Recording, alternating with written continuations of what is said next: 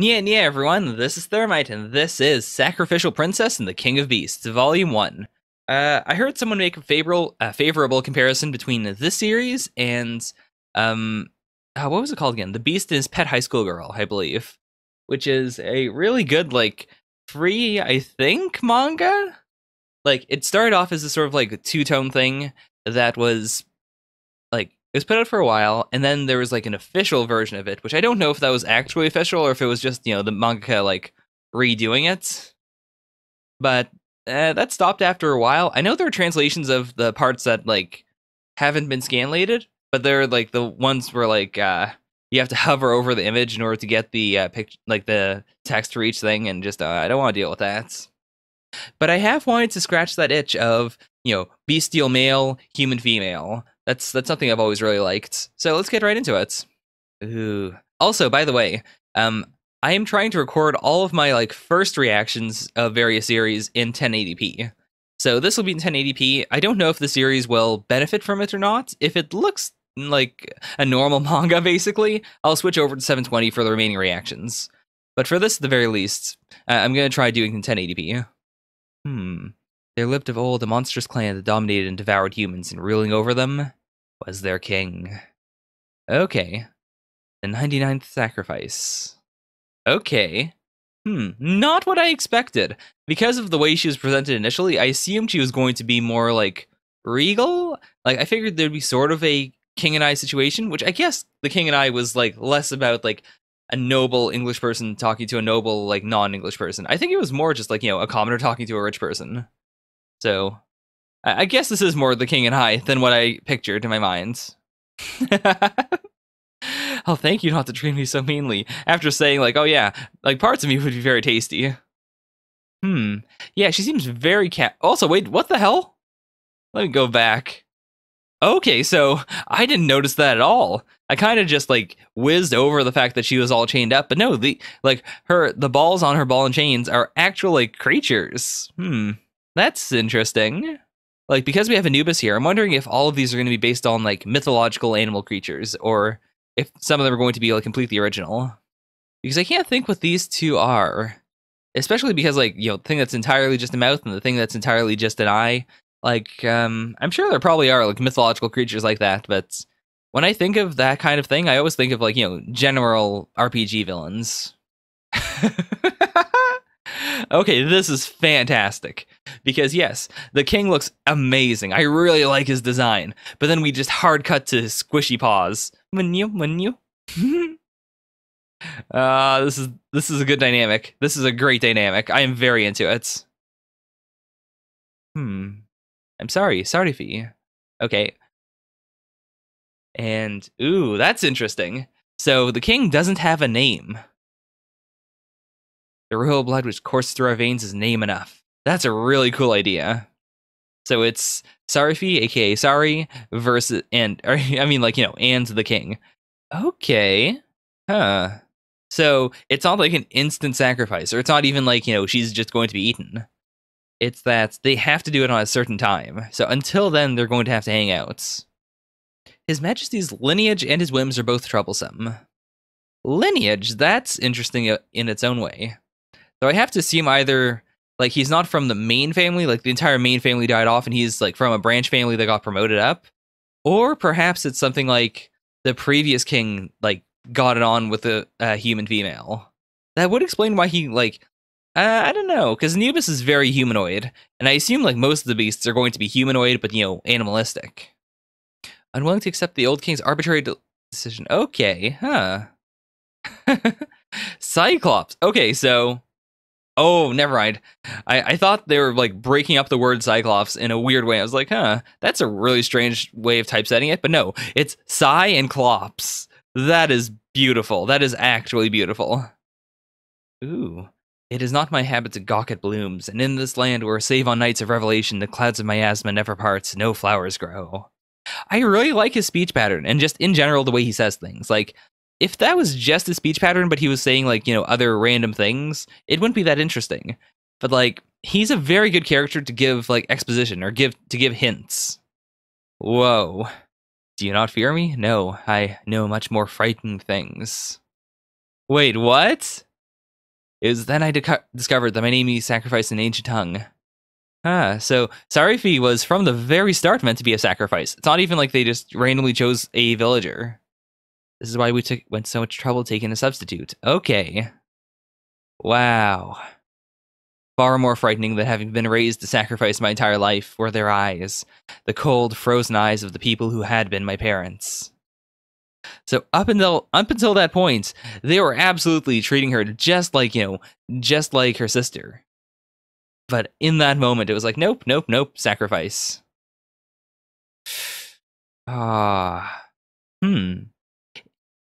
It feels like you're forcing yourself to be angry with me. Interesting. So he relates, or like, not that he relates, but he gets it. He genuinely feels pity for this girl. Right. Those who spill blood so carelessly must be controlled. So his father decided to broker peace with the humans, and he is moving forward with it. He doesn't want there to be, a massacre or anything. He doesn't want to go back to war. But they still need to do the sacrifices. I'm still very interested to see whether those are necessary or not. Because there are very few series, I think, that do ritualistic sacrifices without revealing whether they're truly necessary or not.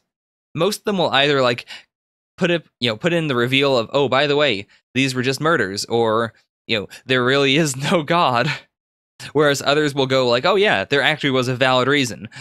There is definitively a God spirit here that needed to be appeased.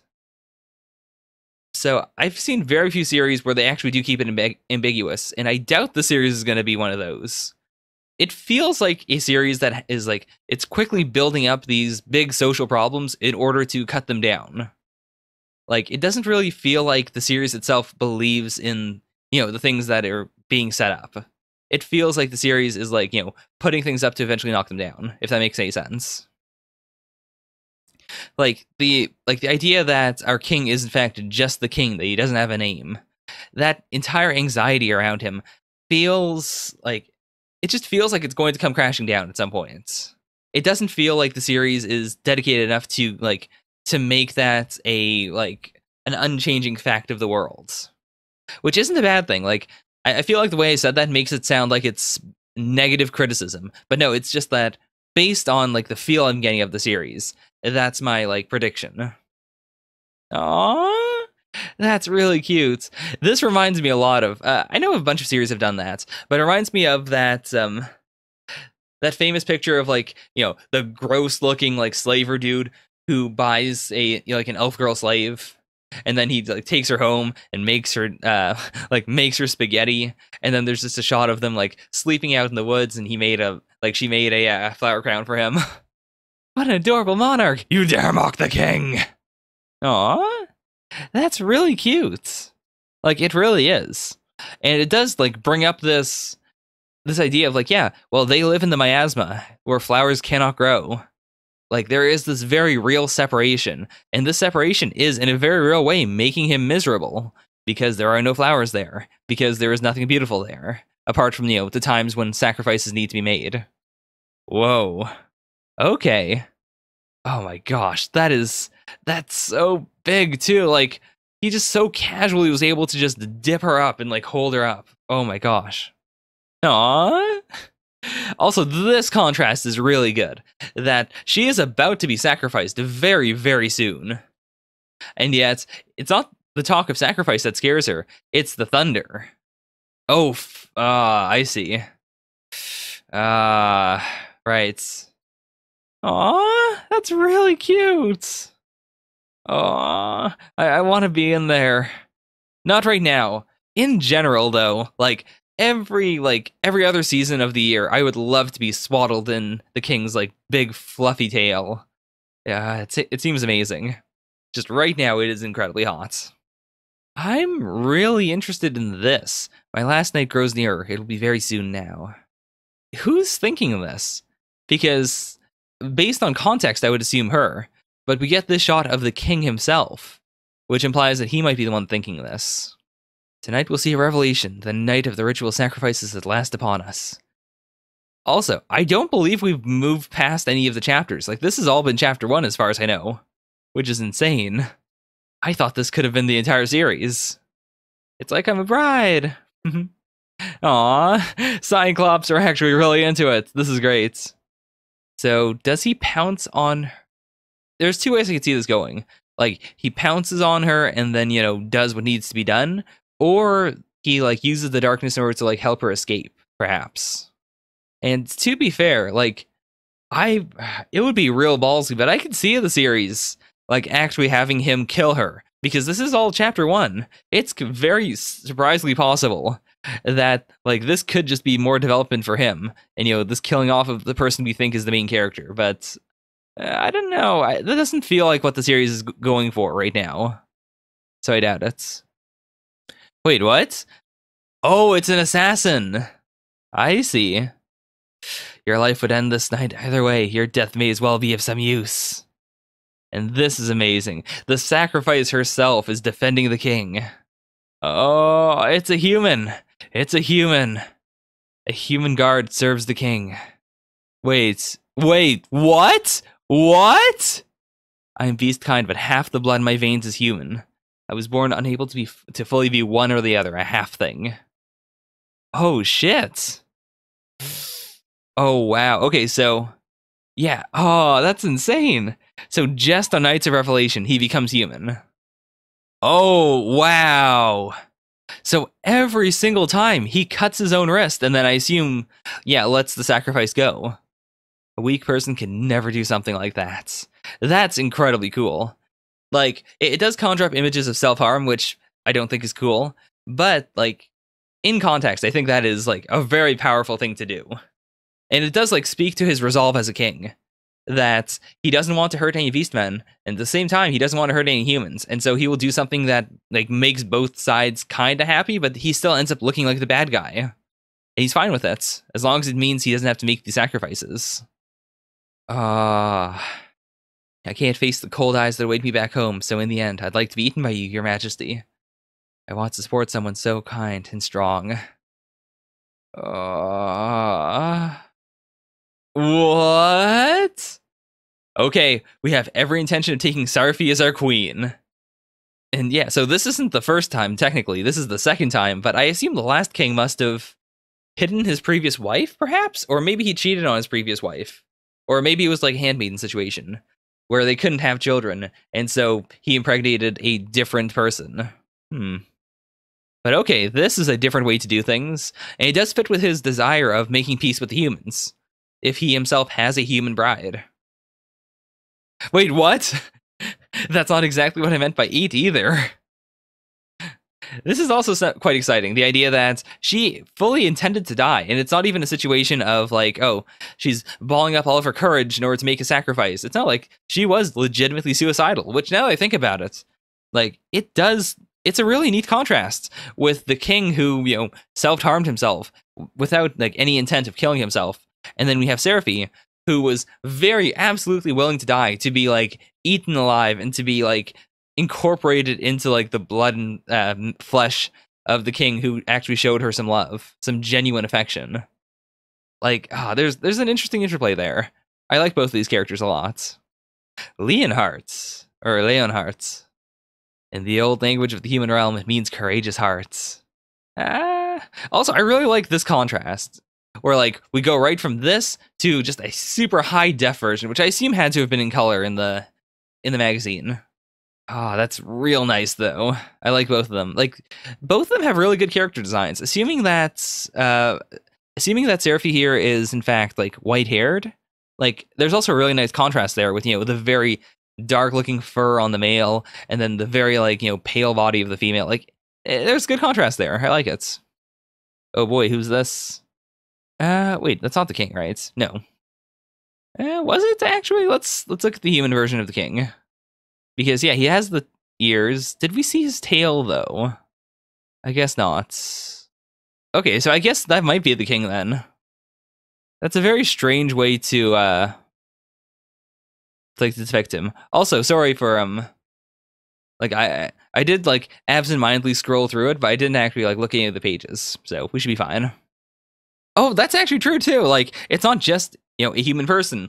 Someone absolutely unrelated to demon kind or monster kind, but also like, she's just not noble. She's not nobility. She's just a random human girl. Okay. Right. The reason he acts so frightful is to prevent those who would go against him from causing unnecessary strife. He's just trying to protect everyone. That is real nice. And she's using the name just, like, very casually. Anubis is not going to like this, right? Yeah, like, I can't even be mad at Anubis because this feels very shady. If you find yourself idle, try counting the hairs of your mane. Gosh, that sounds so fun. Wait, what? We're getting a prototype Omaki thing, like, right here in the chapter? I feel like I've seen that before, but I don't recall it. I haven't seen anything very recent, at the very least.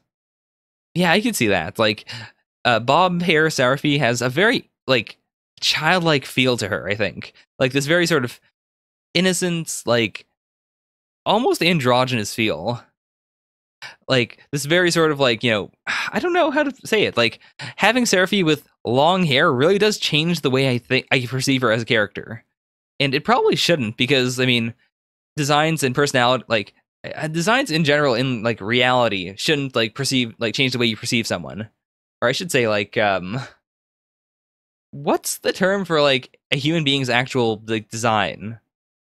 Like, someone's appearance. But in manga, like, because every part of the visual aspect of manga is specifically calculated to convey something, naturally designs tend to, like, they're meant to convey something. So I guess it's okay. That's right. It sets a bad precedent. You gotta keep it secret. You gotta keep it just between the two of you. Whoa, wait. So she made those by hand. That's really cool. Because, yeah, she brought that up in chapter 1, that she wanted to, like she thought that his chambers would look a lot better if he had some flowers, but they can't bloom here, so she folded some. And that's also very valid.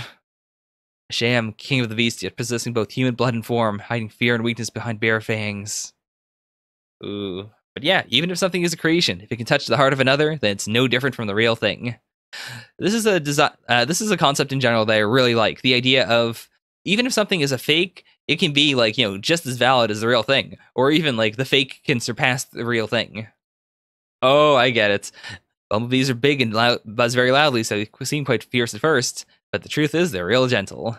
Always flying around and working very hard for their friends. Not to mention, they're round and fluffy, just like you. Also, it is nice that she does have, like, nice childhood memories.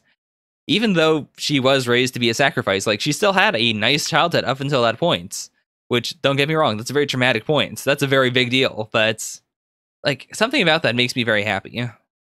She had no future, but, like, she did have a past.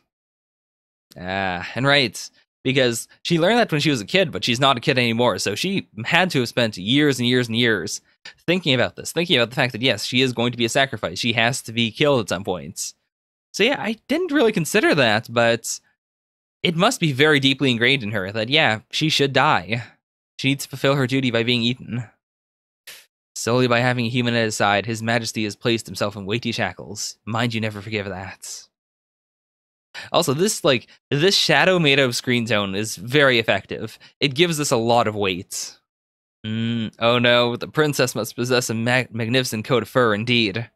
This is going to be a scandal. This might start a war. Also, it's interesting that it seems like each province has His Majesty would never wed a reptile for one of the border provinces. Like, it's different species or, like, even, like, different groupings of animals at different areas. Such hardcore insults. And at his side is a human? Dun dun dun.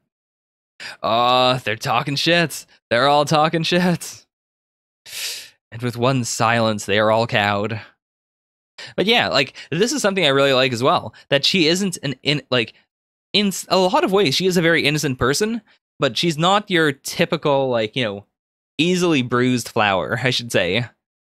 She is definitely resilient. Like, she made up her mind to die, so if someone's going to insult her, she understands this. It's not like she's naive. She went into this knowing, like, all right, if I'm not going to die, then it's still going to be a really rough road. Like, anything that happens to the king is going to happen to me. It's probably going to be much worse for me, but I'm going to still do this, right? I ordered her to behave. Indeed, and a fool you were to try. She does not even do as we wish. She really is, like, I don't know, like, the concept of a girl who is a very free spirit is very, very common, but I will say she is being very charming so far. There really is a powerful innocence to her without it being dumb. Oh, that's right, because of, potential poison. The girl was somehow to anger the king. So, oh no. She spilled the wine all over his crotch. I hope someone saw that, though. Like, that is a scummy move. And also, he attacked the princess, as far as anyone knows, the princess, the soon-to-be queen. Holy shit, now that's a power move. That is unbelievably a power move. The wine was pleasant, we thank you for the tastes. Oh my gosh. Okay, so it was the tail. Ooh. Sarafie is the girl who's to become our queen. An insult to Sarafie is an act of defiance against your king. Oh my gosh. And then, I honestly think he might have, maybe not killed him, but it may have, severely wounded him. But no, Sarafie moved in and tried to stop him. The human girl you disrespected has just saved your life. Remember that. However, you will not get a second chance. Oh my gosh. And yeah, she didn't behave herself. It is on some level her fault, and I'm glad that she is not writing it off. She's not taking it too hard, honestly, but she's taking it hard enough. So, she's being very reasonable. And I really do appreciate that. Whoa, wait, what? Wait, what? Okay, so I thought I missed a page there for a moment, but okay, so he was able to summon this, oh wow. Oh man, so we went from kind of furry semi Middle Ages story to straight up this is fantasy. This also increases the potential of there being a real reason to have to do the sacrifice. I'm surprised she has any knowledge of heights. He's gonna dispel it. He's gonna tell her no, you're being an idiot, fool. Oh, that's right. I've already eaten of you once. Did I not tell you that you are now part of me? Show me the beast who would cut off his own arm or leg, calling it a burden. Aww. Oh my god, that is really clever. I didn't really think about it, but of course, he would have known in that moment that yes, Sarafie is going to stop my hand. So I'm free to actually try to move in and try to kill him because I know my queen will stop me. And in a way, yeah, that will actually make him much more effective at being a scary person because now, he has a reason to be held back. And yeah, that could also lead to some other, horrible rumors. Sure, whatever. But overall, I think it's a positive thing. I think that overall, there will be this idea that, that he is even scarier now that he's taken one of the humans for his own. And now she is the only thing keeping him in check, lest he destroy the world. Not quite that intense, but that's kind of the general vibe I think they're going to go for in the future. My gosh, this is what a cool 2-page spread. Right. He does have this very heavy burden on him. And in a way, being in love with her is adding an extra burden, sure. But it's a burden, quote unquote, that makes everything so much better. It reminds me a little about how in my final year of university, I ended up in a relationship. And I'd been trying to stay away from love up until that point because I was terrified. I was horrified that, oh no, if I decide to if I decide to fall in love, it's going to ruin everything. I'm not going to be able to study. I'm not going to be able to focus. But instead, even though I was taking time out of my week in order to, be with the person I loved, at the same time, it gave me so much more energy, bizarrely enough. It really did make me truly strong, so I can relate to this concept very well. Man, this feels like it could have been the first chapter. They came around full circle so nicely. I hope we get a few more chapters like this before we delve into the first actual story arc. Though honestly, if we didn't have a story arc at all, I'd be fine.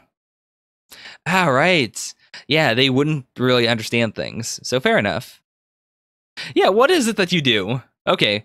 It is my job to assist His Majesty in conducting affairs of states. Okay.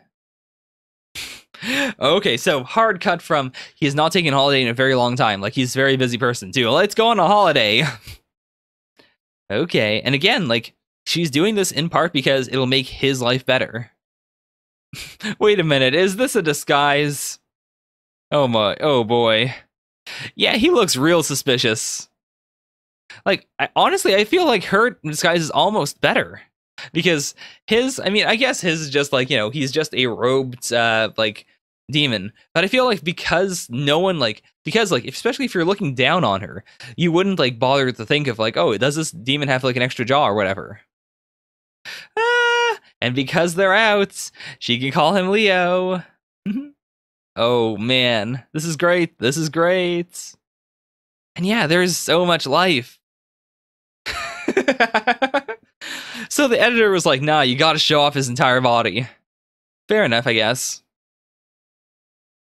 I mean, I'm not complaining. I haven't seen much of it at the palace. Did you say palace? Your fellow there has splendid horns, almost like the king's. Wait, huh. Hates things made from wheat. So there has to be some reason for this specifically. I see him like, if he's a carnivore, then maybe he can only eat meats. In which case, like, he just wouldn't want to have wheat anyways. Or it could just be an allergy now I think about it. Like, he could just be allergic to wheat-based products. Aww. An extra loaf on the house for being so fetching. Yeah, come on. He literally just said that the king doesn't care about crusty stuff. Although, this could also be a way for her to test, like, hey, well, was that, trash talk? Or does the king really not like bread? Aw. So cute. So cute. It's like chewing on air. Yeah, he's a real big guy. Oh my gosh. I've seen quite a few series that do a couple who find a missing child arc. Or I guess just like chapter. But man, this is so off the wall with just the premise, or like I guess just like, the setting of it, that it took me until now to realize, oh, that's what they're doing. And now the king is made to bow. And she doesn't even consider that as being a disrespectful thing. Oh no. And the reveal, it's a human. God damn. Understandable though, very understandable. Right, like they don't trust humans. Also, I can't tell if I guess that wasn't magic. That might have just been like his incredible physical strength. It's the same look humans have when they speak of beast kinds. I guess so. Like, I don't know how else I would say that. Like, it might not be fear. The thing that comes to mind immediately is more like just hatred. Or like, just like intolerance, perhaps, rather than fear. Because I definitely don't think that they are, like, they looked kind of like, oh no, don't, stay away. I hope she didn't steal anything. But, Right, humankind and beast kind alike. You see them as one and the same. No matter what lies are put before you, your eyes see through them. Aww. And that's really good. That he's able to just man up and say, yeah, I was just enjoying a holiday with you, and this is my blunder. I screwed up. Like, any situation where a couple like makes a mistake and both of them are like, no, I made the mistake. No, I made the mistake. That's really heartwarming. This is good. This is some real good shits. Also, yep. All right, episode 4. Man, Cyclops are real cute. And yeah, I doubt they have much to do, honestly. Like, I've been meaning to say this, but I feel like they're pets, right? Or if not pets, then just like, really menial slaves, because they haven't done much. Also, it just hit me until now that, like, before, when they were here ball and chain, like, that wasn't a ball and chain situation. They must have been the jailers, and they must have been, like, holding the chains. Like, oh, that's so silly to think of. Okay, so Sai has the eye, Klops has the mouth. Ooh, yeah, these are the two most monstery beasts of them all. They really are very, like, monstery. Okay, our land's Miasma. Oh, this is worrying. Yeah, because again, if we're making the analogy of the bumblebee and the flower, she is the flower, and the flower cannot live in the Miasma. But how? How in the world are they going to find a way to have her survive? Unless it's like a constant gas mask or something. Oh no. So he put her in a human village for her own good, right? Oh, Okay, so she's gonna work here for a bit. I cannot believe that she's not going to stay in the palace. She's got to. I don't know how. I mean, maybe if she just goes out and gets more ambrosia. Because yeah, it can only be grown where the water runs very pure, but like you should be able to import it, right? Like as long as you keep in like an airtight container, for instance, or you have like, a pickled jar of ambrosia fruits. That should be okay, right? She's too troubled. So all she can do is like let's work here. Let's just stay in one place, the place where I was dropped off, and we'll see how it goes. Ooh, and they're connecting the dots. I'm wondering how the other sacrifices work then. Because like this has to happen every time, right?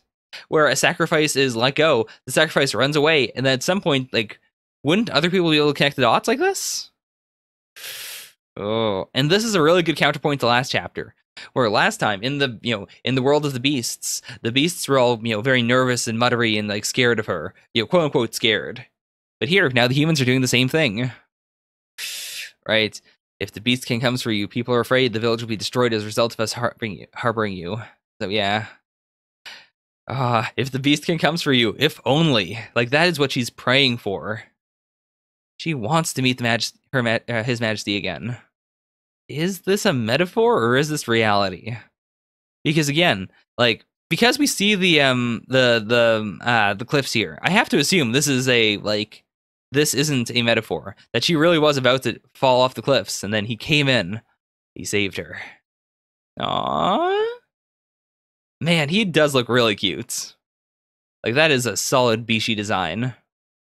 Also, I like how in his big form, his horns are like super massive, but in this form, his horns almost resemble like, cat ears here. And then you have like the little spike up here. Like they're really aesthetically appealing. I like them a lot. So without Miasma, that says a lot more about what the Miasma really is. If things from the human world can't exist in the Miasma, and specifically just his demon side needs to be in the Miasma in order for him to have his beast form and in order for him to have like magical power. Whoa, what? It contains a crystallized ambrosia fruit with the power to dispel the Miasma. Oh, that's why. If she had stayed within the palace all that time, she could have died. So he just wanted her to temporarily just be in that village for a little while. And then after that, man, that's a good plan. That's a really good plan. Yeah, and they can stay together forever now. Aww. Silly girl, why state the obvious? You are my queen, are you not? And so even that, it's only temporary. Over time, she will slowly gain more miasma. And in a way, like, if she becomes more immune to the miasma, and she can even, like, inhale miasma normally at some point, does that mean she'd be able to use magic? Because there's some sort of a correlation there. I just don't know how correlated they are. Oh my gosh. Do you know what wearing a ring on your left hand's... That is beautiful. That is absolutely beautiful. Like, I love how the series can consistently surprise me. Like, even though I am doing my best to, like, to look forward, to think of, like, alternate meanings for things, it still manages to surprise me with how, like, clever it can do things, or like how it can take like little metaphors and bring them back around, or reveal a double meaning to them. Like, it's so well written.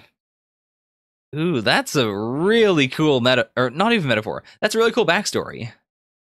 So the beast trees grew together, and when they formed a single mighty tree, our nation finally stood over all others in the world of beasts. Right, His Majesty's blood is half human, and we can't tell here. I mean, this paw is very non-human. This body, though, feels like it could be human wearing a mask, but even then, like, I don't know how that would work.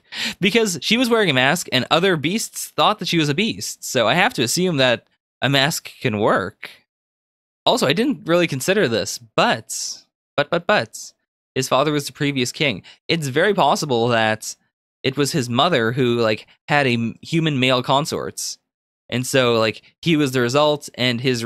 the king was like, well, you know what? Fuck it. Let's just do this. In fact, now that I think about it, like, that would be an interesting way for him to, like, an interesting reason for him to want peace with the human world. If he had a human child and he was like, hey, you know what? I myself am not human, but I want a good world for our human child. Because, I don't know, like, that would be really interesting.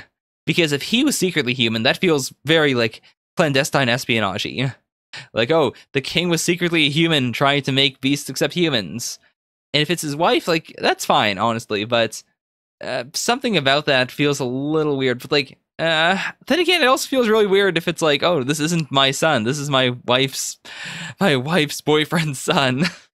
And Anubis still doesn't believe it. He's not on the ship. That's basically it. That ship is not sailing while he was around. Okay. There are as many women as there are stars in the sky. Oh boy. Okay, so I assume they're here to present her as the new potential queen.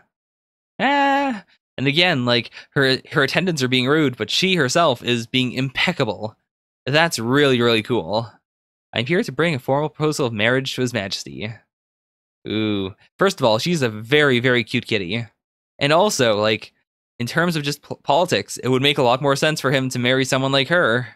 Anubis, what are you doing? Okay. Like, it's very clear that Anubis is trying to still sway him away from, falling in love with Seraphi. But, like, the way that he's going about this, like, it's hard to argue with him. Because he is really just saying, like, give it a chance. Clearly he wants something more to happen, but you can't really fault him for saying, like, hey, give it a chance. Or, hey, like, do this and maybe people will calm down. Sai and Klops are totally on board with the ship. That's pretty great.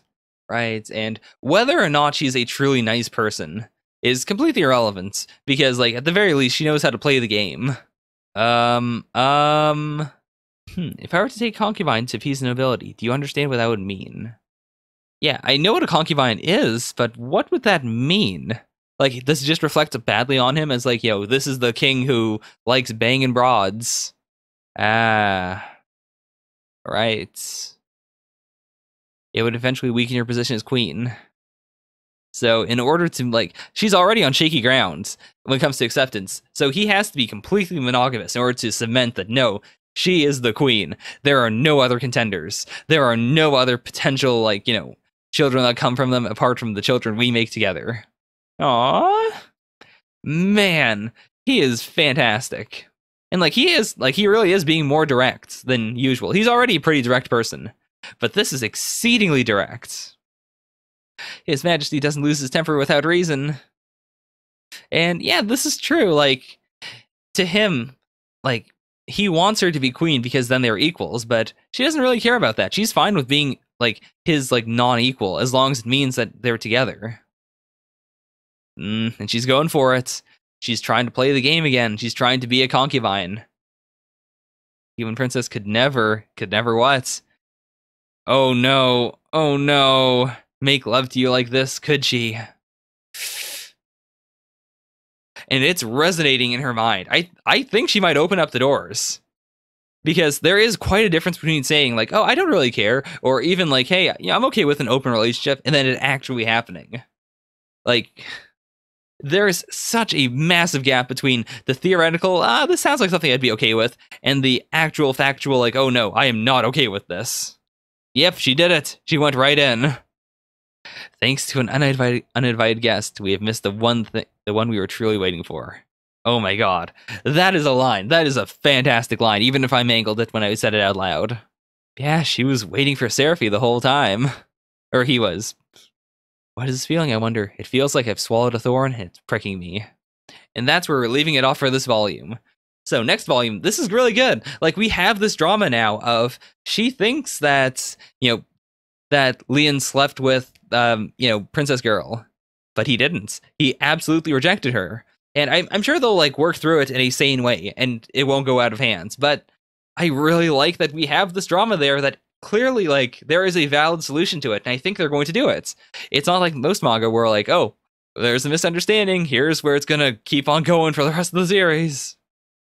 Ooh, the Beast Princess and the Regular King. Okay, this is a good Omake concept. Oh, okay, so it's not even like, two different characters. This is literally, what if Seraphi was a beast, and what if Leonhardt was in fact human? Okay, they have the same social dynamic, so it is like, She is, in fact, a beast person, and he is still, like, the king, and she's there as a sacrifice. Like, oh my gosh, this is great. Sai and Klops are very cute here, too. Aww. She is insanely cute in both forms. Too cute. Way too cute. Please stop allowing beasts on the table, sire. Waiting for fluffs. What? Alright, so that was Sacrificial Princess and the King of Beasts. That's a pick up, absolutely, 100%. Wow, really good series. I don't have a whole lot to say about it, apart from just, it was really good.